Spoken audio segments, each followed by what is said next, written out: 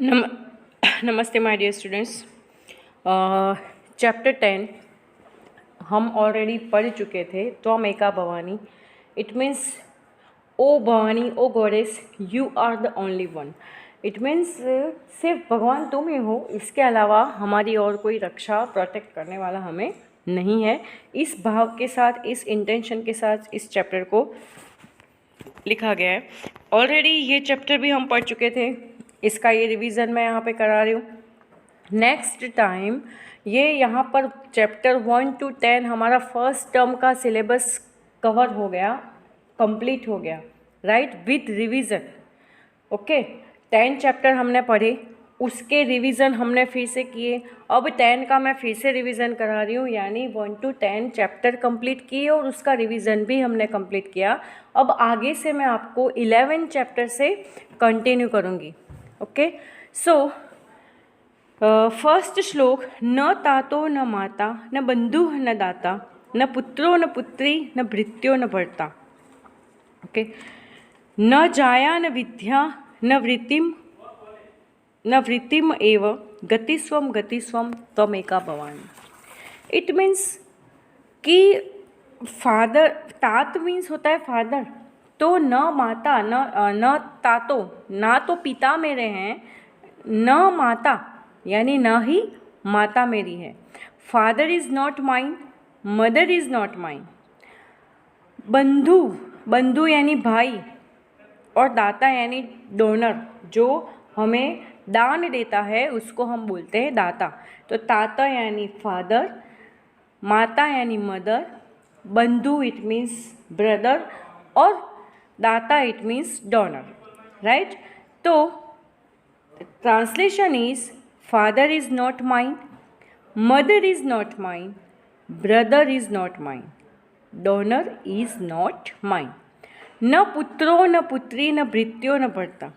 पुत्र मीन्स सन, पुत्री it means daughter, भृत्य, भृत्य का मतलब होता है सर्वेंट, हमारा नौकर, और भर्ता, भर्ता मीन्स होता है हमारा मास्टर, यानी कि एक होता है सेवक और एक होता है उसका रक्षक, रक्षक नहीं मालिक, मालिक को बोलते हैं भर्ता और नौकर को बोलते हैं भृत्य, राइट।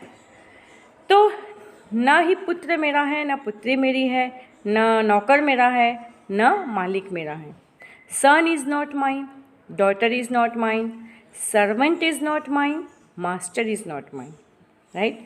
न जाया न विद्या न वृत्ति ममेव। न जाया, जाया का मतलब होता है wife, right, wife is not mine. न विद्या, विद्या यानी एजुकेशन, नॉलेज और एजुकेशन इज़ नॉट माइन। वृत्ति ममेव, वृत्ति में यानी कि ये जो लाइवलीहुड है, ये जो हमारा लाइफ है, ये जो हमारा सर्कल है पूरा, वृत्ति यानी सर्कल, ये माता पिता भाई बहन बंधु मित्र पैसा, वो सब हमारा ये जो सर्कल है वो पूरा ही मेरा नहीं है। गतिस्वम गतिस्वम त्वमेका भवानी। ओके, तो यहाँ पर गतिस्वम का मतलब होता है refuse.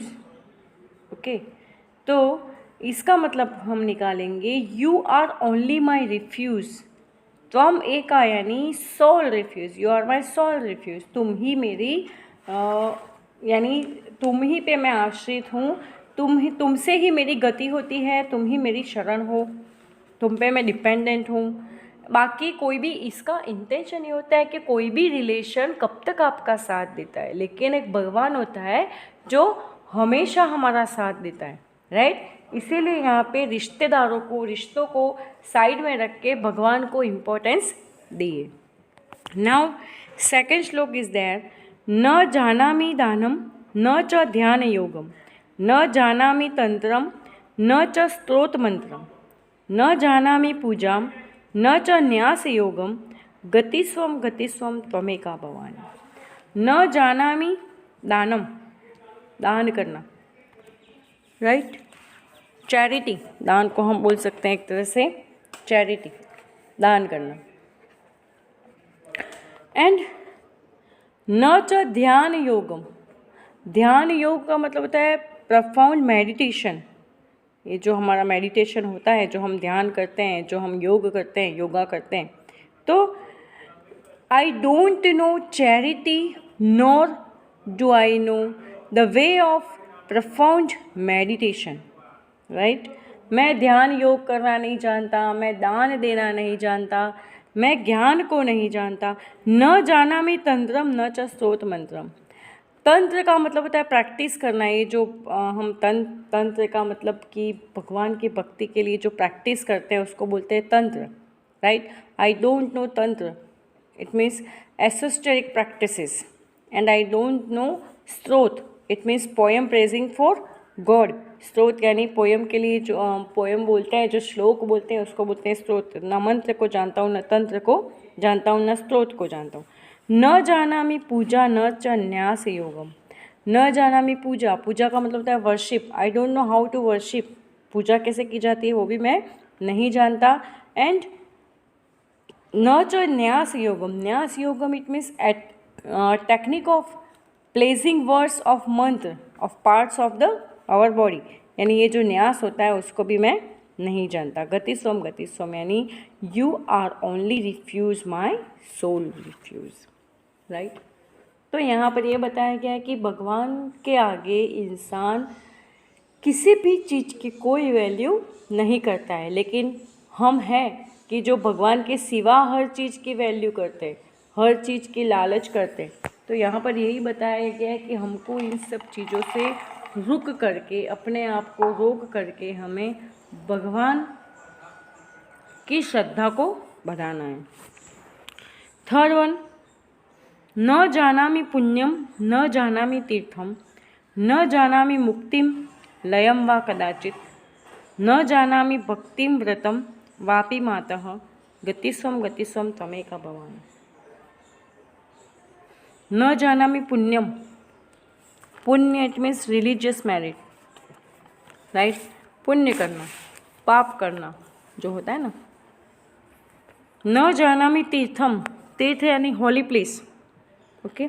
I don't know religious merit, I don't no holy place. मैं किसी तीर्थ यानी मुझे अगर भगवान को मानते हैं तो किसी तीर्थ पे जाने की ज़रूरत ही नहीं है, लेकिन तीर्थ पे जाने के बाद भी अगर किसी के बारे में सोचते हो, गलत सोचते हो, तो तीर्थ जाने का कोई मतलब नहीं। इसलिए न जानामि मुक्तिम लयम वा कदाचित। लाइब्रेशन, मुक्ति means liberation, okay. I don't know liberation nor I absorption of mind, absorption of mind यानी मैं मुक्ति, मुक्त होना, मुक्त कैसे हुआ जाता है वो मैं नहीं जानता। न जानामि भक्ति व्रतम वापि माता, भक्ति यानी हमारा जो डिवोशन होता है वो भक्ति, ओके। और व्रत, व्रत यानी वाव, जो हम कसम व्रत करते हैं, फास्ट करते हैं, लेकिन जो लोग सारा दिन भगवान की भक्ति करके फास्ट करते हैं लेकिन पूरे कर्म करते हैं तो उस चीज़ का भी कोई मीनिंग नहीं है। इसलिए मैं न भक्ति जानता हूँ न व्रत को जानता हूँ, ओके। वापी का मतलब होता है प्रैक्टिस, प्रैक्टिस और वाव, ओके। माता means mother, you are only my mother. तो I don't know religious practice to war और vow, I don't know, I don't know devotion, okay. गतिस्वम त्वमेका Bhavani, it means you are only refuge, you are my soul refuse.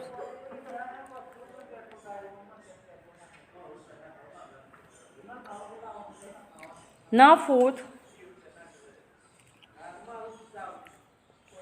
विवादे विषादे प्रमादे प्रवासे जले च अनले पर्वते शत्रुमध्ये अरण्ये शरण्ये सदा मां प्रपाहि गतिस्वम त्वमेका भवानि।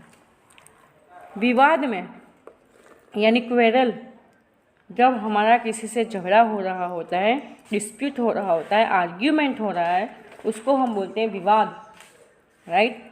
और विषाद यानी सोरो, अनहैप्पी, जब हम अनहैप्पी होते हैं या सोरो होते हैं उसको बोलते हैं विषादे।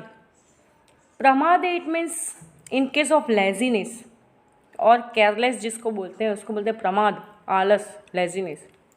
और प्रवास इट मीन्स ट्रैवलिंग, ट्यूर करना।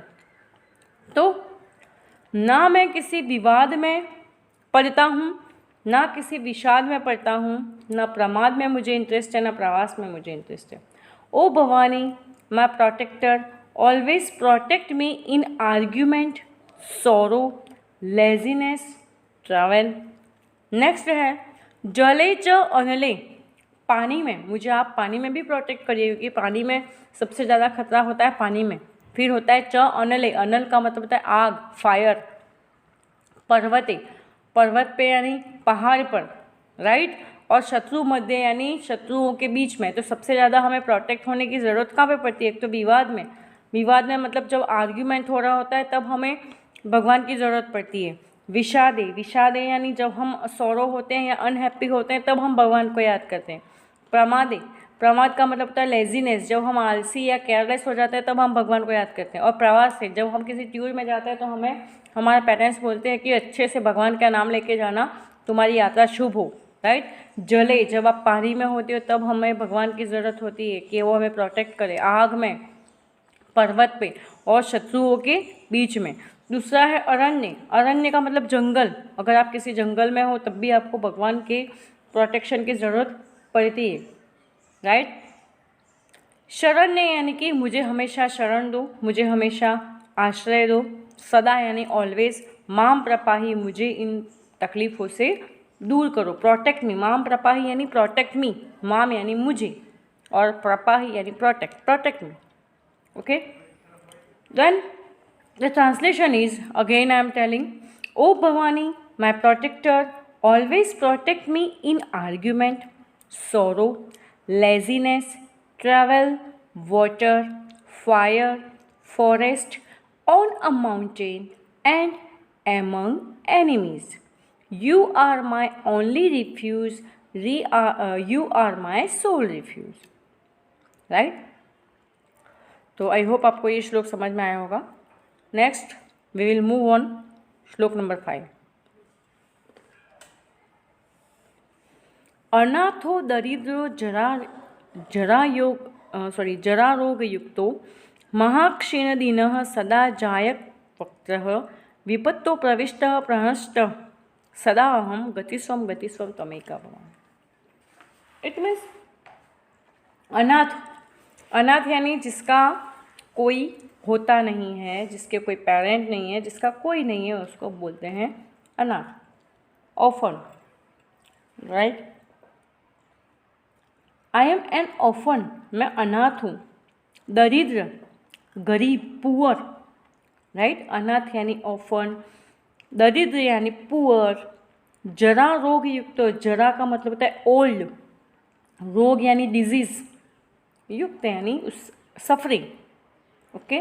देन इस लाइन का मतलब होता है I M N orphan, I am poor, I am suffering from old and disease, right.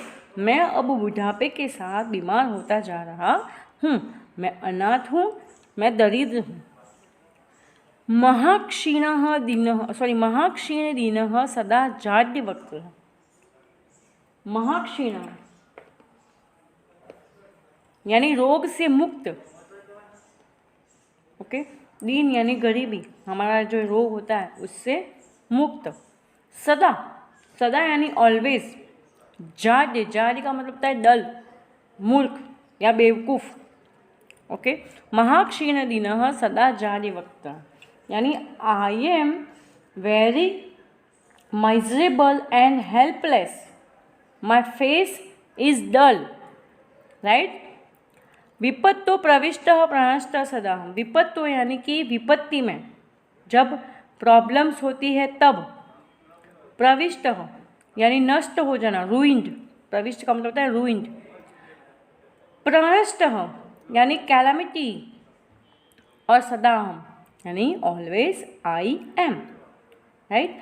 तो इसका मतलब होता है I am plunged into calamity, I am ruined, I am dull, you are only my refuge, you are my soul refuge, right. तो ये हमने आज यहाँ पर रिवीजन कंप्लीट किया स्टूडेंट्स। अब नेक्स्ट हम पढ़ेंगे, क्या पढ़ेंगे नेक्स्ट टाइम हम उसका, ये रिवीजन हो गया, अब हम उसकी 11 चैप्टर स्टार्ट करेंगे, राइट। अब यहाँ पे आप देखिए,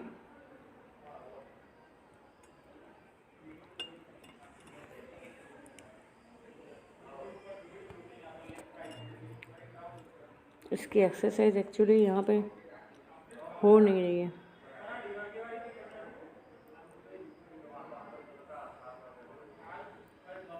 राइट, ओके। नाउ वृत्ति शब्द का अर्थ, वृत्ति शब्द का क्या अर्थ है?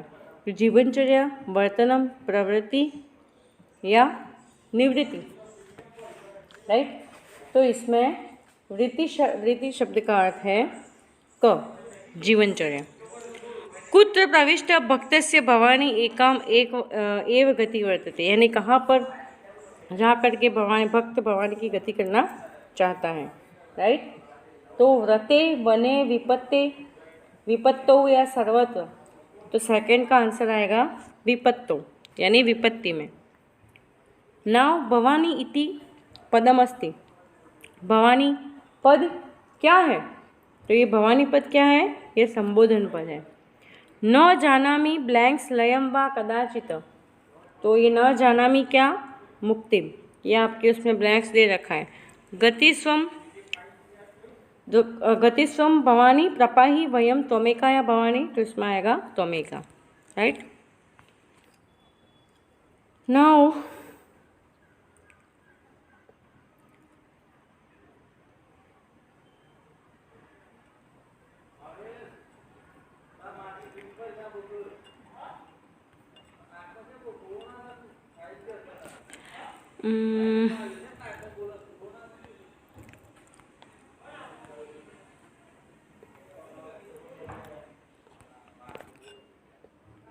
ओके, पूजा। अब यहाँ पे आपको एग्जाम्पल्स के साथ उसका लिखना है कि ये कौन सी विभक्ति है, कौन सा शब्द है। तो पूजाम में मेन शब्द है पूजा। राइट, ये अंत कौन सा है? आ की मात्रा है, इसलिए ये आकारांत हो जाएगा। ये कौन सा है? तो म हलंत है, इसलिए हो जाएगा द्वितीया विभक्ति, द्वितीया। राइट, उसी तरह से वृत्ति, तो वृत्ति का मेन शब्द हो जाएगा वृत्ति। ये ई की मात्रा है, इसलिए हो जाएगा इकारांत, और विसर्ग है, इसलिए ये हो जाएगा प्रथमा विभक्ति। राइट, अब नेक्स्ट है जल, जले लिखा हुआ है, तो इसमें मेन शब्द है जल, इसलिए ये हो जाएगा अकारांत, ये आपको पूरा लिखना है। और विभक्ति हो जाएगी एक ही मात्रा है, इसलिए ये हो जाएगा सप्तमी विभक्ति। राइट, अब त्वम, त्वम में ये मेन जो शब्द है, ये त्वम वो युष्मत् शब्द से बना है, तो ये आएगा युष्मद, उसमें द हलंत लगेगा। फिर तीनों लिंगों में समान है, ये जो युष्मत शब्द है, तुम हम किसी मेल के लिए भी बोल सकते हैं, फीमेल के लिए भी बोल सकते हैं, इसलिए इसमें आप लिखोगे, इसमें लिंग में आप लिखोगे त्रिषु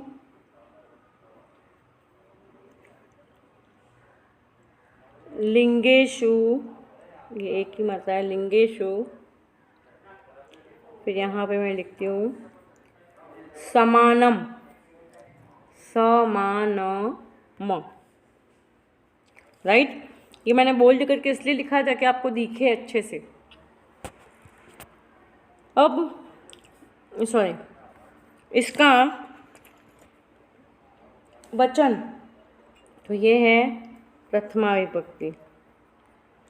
राइट, उसी तरह से व्रतम का आएगा, मेन शब्द हो जाएगा व्रत, ये होगा अकारांत, और ये होगा प्रथमा। राइट, नाउ ध्यान योगम में क्या हो जाएगा? किम, वृत्ति ही के लिए क्या हो जाएगा? का, और अरण्य प्लेस है, इसलिए हो जाएगा कुत्र। राइट।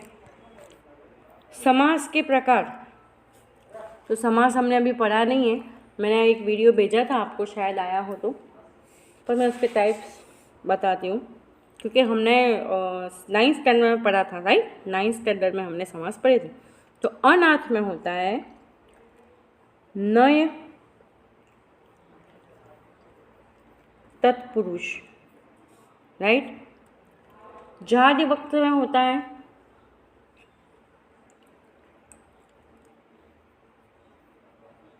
बहुव्रीहि समास। देन शत्रु मध्य, उसमें होता है षष्ठी तत्पुरुष, राइट। एंड ध्यान योगम, उसमें भी होता है षष्ठी तत्पुरुष। Clear.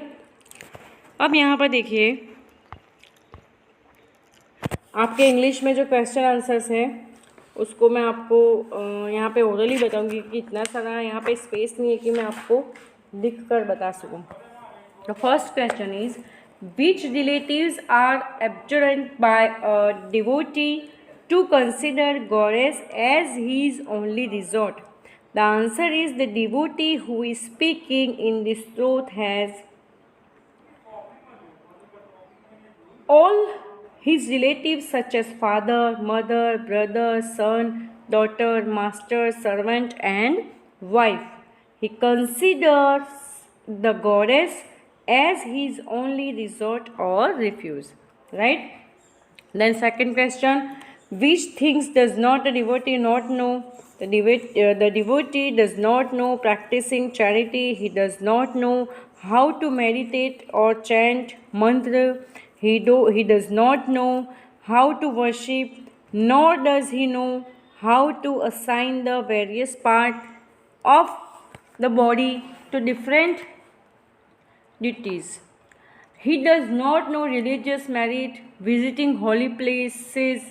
He does not know the devotion or practicing vows.